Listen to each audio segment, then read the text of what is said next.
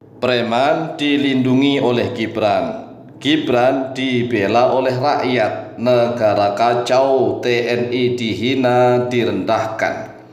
Jika TNI saja dihina, direndahkan, tidak punya wibawa, lalu bagaimana dengan wibawa negara Indonesia di hadapan negara-negara lain di dunia ini? Jika TNI saja dihina-hina, direndahkan, tidak dibanggakan, tidak ditakuti, tidak disegani, maka wibawa Indonesia di kancah internasional tidak akan memiliki wibawa sama sekali. Inilah akibat negara selalu dicampur tangani oleh mayoritas rakyat Indonesia yang masih bodoh-bodoh.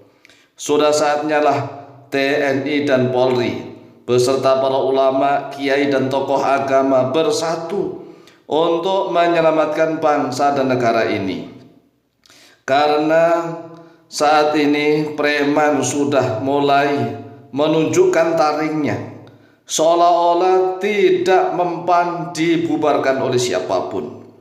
Seenaknya menghina para jenderal TNI kita, dan seenaknya mengancam-ancam akan menyerbu Kang Deddy Mulyadi, membawa pasukan 50.000 pasukan, luar biasa.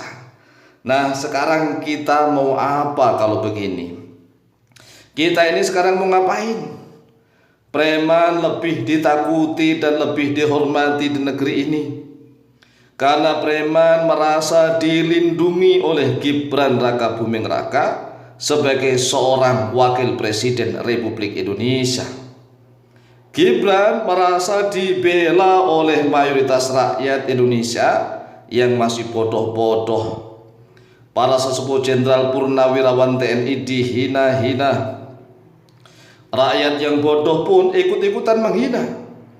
Gubernur Jawa Barat Kang Deddy Mulyadi diancam-ancam akan diserbu dengan 50.000 pasukan. Nah, mayoritas rakyat Indonesia yang masih bodoh-bodoh itu pun akan tetap membela para preman. Sedangkan para ulama, para kiai, para ajengan, para abuya, para ustadz dan tokoh agama diam saja. Diam saja. Mereka mengamankan diri. Tidak mau cawe-cawe menyadarkan rakyat yang masih bodoh-bodoh pasal agama dan politik. Rakyat kita ini masih banyak yang terlalu bodoh, yang mudah tertipu oleh penampilan-penampilan para penipu dan pembohong. Sehingga banyak sekali orang-orang yang benar dan jujur apa adanya akan ditolak oleh mayoritas rakyat Indonesia. Yang namanya orang bodoh itu mudah tertipu oleh penampilan-penampilan yang lebih meyakinkan untuk membodohi, membohongi dan mendustai. Sedangkan penampilan-penampilan orang yang jujur apa adanya akan didustakan oleh mayoritas rakyat Indonesia. Nah, anehnya nih ya, sekarang ini negara sudah carut marut. Kami sendiri Al-Fakir Alim sudah mulai terjun ikut campur cawe-cawe masalah bangsa dan negara. Walaupun toh masih terlalu banyak rakyat Indonesia yang merasa enggan, merasa alergi, merasa apatis, merasa tidak terima kami Al-Fakir Alim ikut campur masalah politik. Lah, negara seperti ini kok kita mau diam saja? Apakah negara ini mau diatur oleh para preman-preman? Nah, kalau memang rakyat Indonesia maunya seperti itu, silahkan nanti kalau hidupnya susah minta tolong pada preman. Nah, orang Indonesia ini kan kebangetan, bodohnya itu keterlaluan. Tatkala negara diatur oleh orang-orang bodoh, seenaknya mengatur negara, kemudian hidup mereka miskin, susah, sengsara, menderita, punya utang. Mereka datangnya lari kemana? Kepada kiai, kepada ulama. Ya, minta tolong ini dan itu. Ini kan kurang ajar namanya. Oleh sebab itulah para ulama, para kiai, para abuya, para tokoh agama harus mulai ikut terjun campur tangan masalah bangsa dan negara. Kita dorong TNI dan Polri untuk bersatu, membuktikan. Buktikan, kita tunggu keberanian daripada TNI dan Polri untuk memberantas preman-preman yang berkedok ormas. Kita tunggu, gak usah lama-lama. Rakyat hidup miskin, susah, sengsara dan menderita. Mungkin mereka akan minta tolong pada preman. Preman itu mungkin seperti itulah di Indonesia. Oleh sebab itulah ayo kita dorong TNI dan Polri, tunjukkan keberanian kalian, tunjukkan keberanian kalian. Segera tangkap dan bubarkan preman-preman. Kita benahi bangsa dan negara kita ini. Masa preman baru kali ini kayaknya di Indonesia ini, preman yang seolah-olah lebih berkuasa. Ya gara-gara rakyat yang memilih Gibran, nah Gibran nggak tahu nih harus kepada siapa.